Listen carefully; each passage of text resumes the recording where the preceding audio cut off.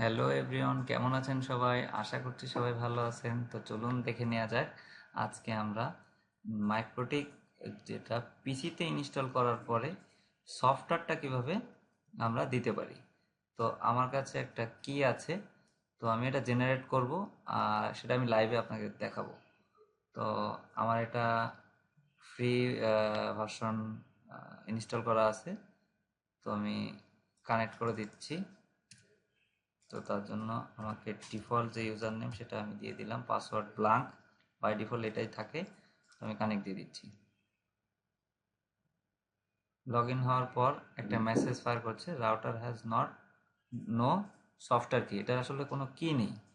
তো এটা আমরা সফটওয়্যার কি কিভাবে পাই, তো সব আমি দেখাই দেবো এই ভিডিওতে। তো আমি লাইসেন্স এখানে ক্লিক করলাম, সফটওয়্যার আইডি আমি কপি করে নিচ্ছি, আমার অ্যাকাউন্টে চলে যাবো, মাইক্রোটিক অ্যাকাউন্ট আপনারা খুলে নেবেন আপনাদের মাইক্রোটিক অ্যাকাউন্ট। তো স্বভাবতই আপনাকে মাইক্রোটিক অ্যাকাউন্ট খোলার জন্য microtik.com এখানে যেতে হবে, তারপর আপনাদের অ্যাকাউন্টে যেতে হবে। তো আমার যেহেতু অ্যাকাউন্ট আছে, তো microtik.com লেখার পরে আপনাকে এখানে রেজিস্টার বাটনে ক্লিক করে অ্যাকাউন্ট খুলে নিতে হবে। আমার অ্যাকাউন্ট আছে, আমি জাস্ট লগ ইন করে দিচ্ছি। লগ ইন করে দেওয়ার পরে দেখেন আমার অলরেডি একটা কি আছে। তো আমি এটা কিভাবে জেনারেট করব সেটা আজকে আমি দেখাবো এই ভিডিওতে।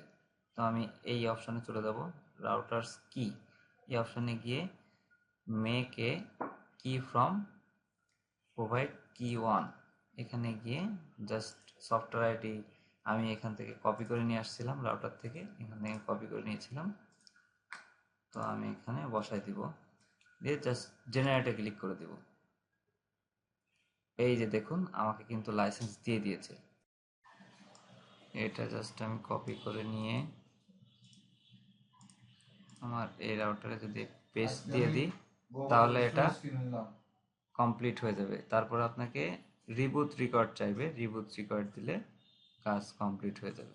তো ধন্যবাদ সবাইকে, এমন সব ইনফরমেটিভ ভিডিও পেতে আমার সাথেই থাকবেন।